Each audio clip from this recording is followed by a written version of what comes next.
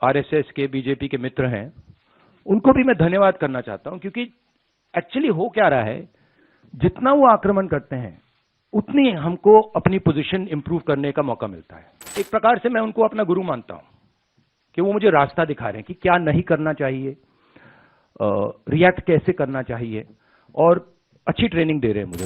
प्रधानमंत्री के बेसिस पे नहीं दूंगा, मगर मैं ये जरूर कह सकता हूं कि जो हमारा शिक्षा का सिस्टम है,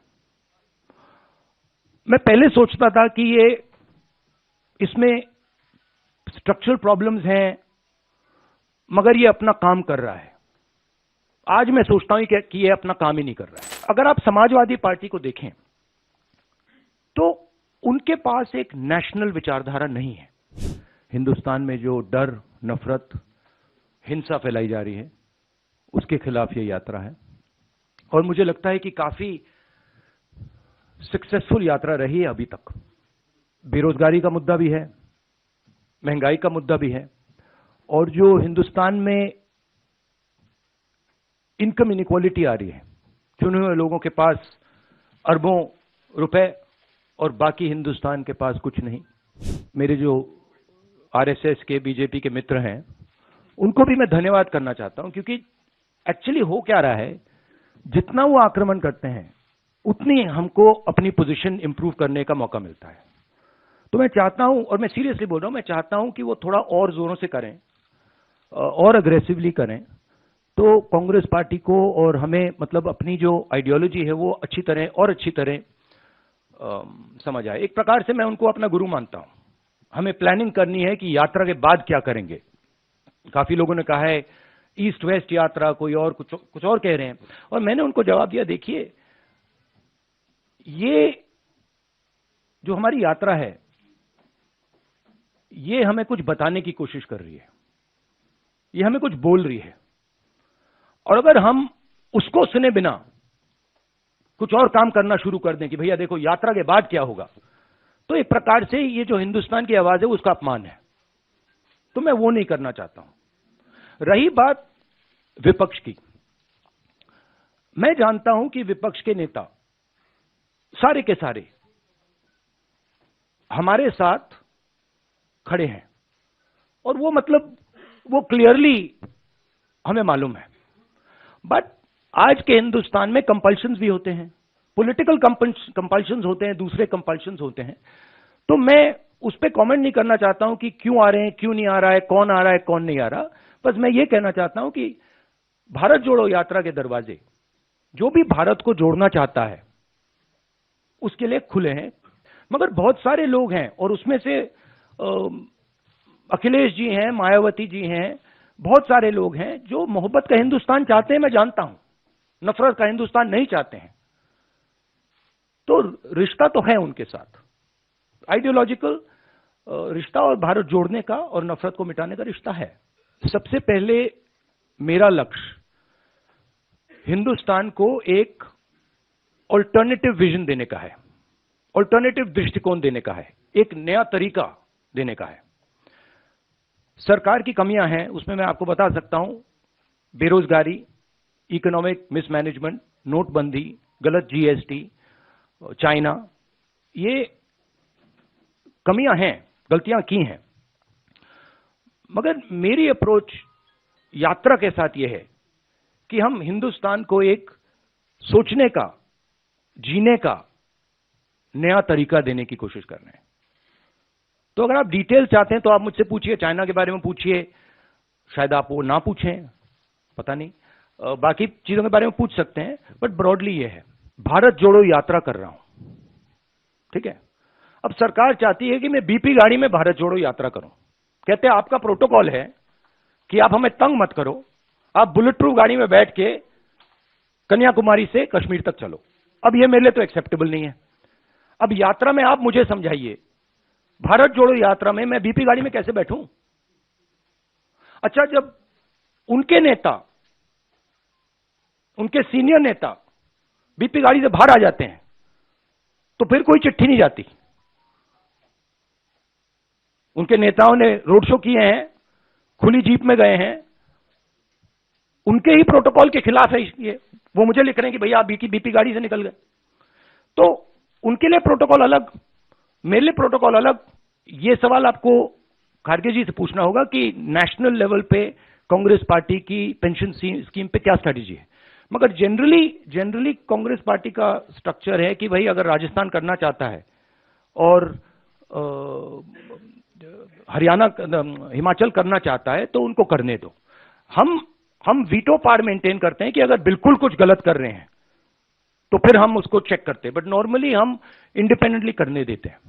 नहीं, सबसे पहले ये हाइपोथेटिकल क्वेश्चन है, तो मैं इसका जवाब प्रधानमंत्री के बेसिस पे नहीं दूंगा, मगर मैं ये जरूर कह सकता हूं कि जो हमारा शिक्षा का सिस्टम है, मैं पहले सोचता था कि ये इसमें स्ट्रक्चरल प्रॉब्लम्स हैं, मगर ये अपना काम कर रहा है। आज मैं सोचता हूं कि ये अपना काम ही नहीं कर रहा है। जो हम अपने बच्चों को विजन दे रहे हैं, जो उनका इमेजिनेशन है, जो हमें देना चाहिए, हम दे नहीं रहे। और हर बच्चे से मैंने पूछा है, तुम यूनिवर्सिटी के बाद, कॉलेज के बाद क्या करना चाहते हो? हजारों बच्चों से पूछा है और मुझे सिर्फ 5 जवाब मिले। मतलब एक लड़की ने मुझे कहा कि मैं अपना छोटा बिजनेस चला रही हूं, और एक लड़के ने कहा कि मैं मैकेनिक बनना चाहता हूं।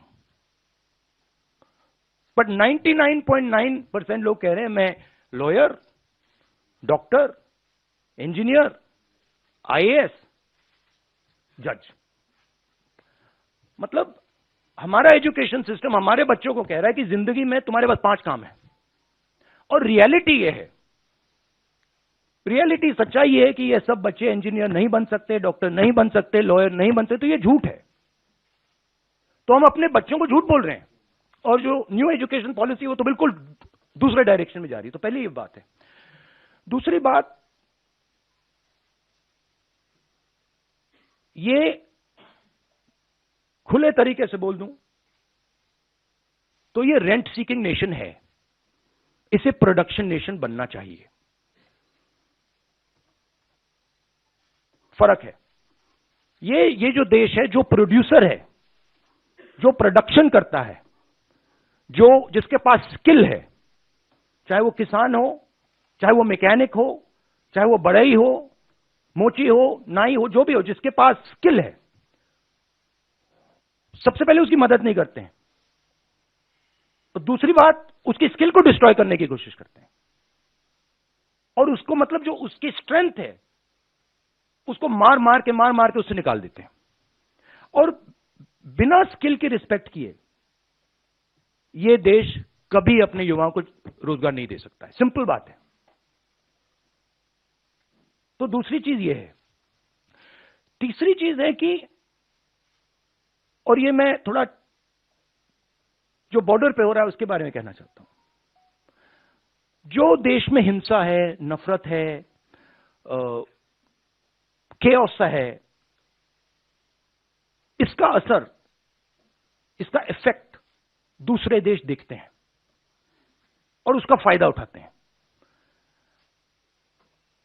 हमारी जो कंफ्यूज्ड फॉरेन पॉलिसी है, जो एक प्रकार से event based non strategic foreign policy है, उससे हिंदुस्तान को जबरदस्त नुकसान हो रहा है और बहुत भारी चोट लगेगी। ये आइडिया, अब ये टैक्टिकल पॉलिटिकल फाइट नहीं रही।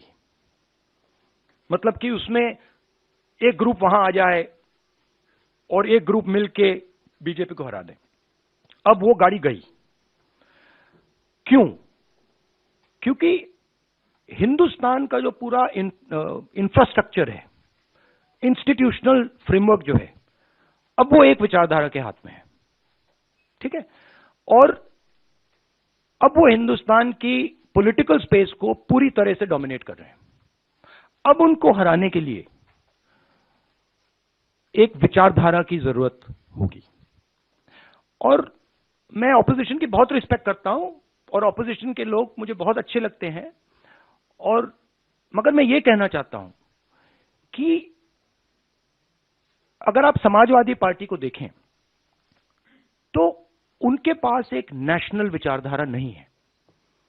वो यूपी में जरूर उनकी पोजीशनिंग है और उसको उन्हें डिफेंड करना है, शायद उसलिए ना आए, बट नेशनल विचारधारा नहीं है। समाजवादी पार्टी का आइडिया केरला में नहीं चलेगा, कर्नाटक में नहीं चलेगा, बिहार में नहीं चलेगा। ठीक है, तो एक सेंट्रल आइडियोलॉजिकल फ्रेमवर्क स्ट्रक्चर की जरूरत है, वो कांग्रेस पार्टी ही दे सकती है और वो हमारा रोल है। मगर हमारा रोल ये भी है कि जो ऑपोजिशन के लोग हैं वो कंफर्टेबल फील करें और उनकी रिस्पेक्ट हो। मैं आपको एक बात लिख के दे देता हूं अभी, कांग्रेस मध्य प्रदेश के चुनाव को स्वीप करेगी, बीजेपी वहां दिखाई नहीं देगी। मैं आपको गारंटी करके, आप लिख लो और उस समय मुझे बता देना। मतलब अगर आप मुझे, कोई क्वेश्चन नहीं है कि वहां पे बीजेपी मतलब दिखाई नहीं देगी, क्योंकि वहां पे तो मैंने सोचा था कि महाराष्ट्र में, मतलब मैंने जो वहां कहा कि महाराष्ट्र में बहुत अच्छा रिस्पांस मिला, मध्य प्रदेश में तो टोटल अंडरकरंट था, मतलब तूफान आया हुआ है वहां पे। मध्य प्रदेश में हर व्यक्ति जानता है कि बीजेपी ने सरकार को चोरी करके पैसा देके बनाया है, तो पूरा प्रदेश गुस्से में है।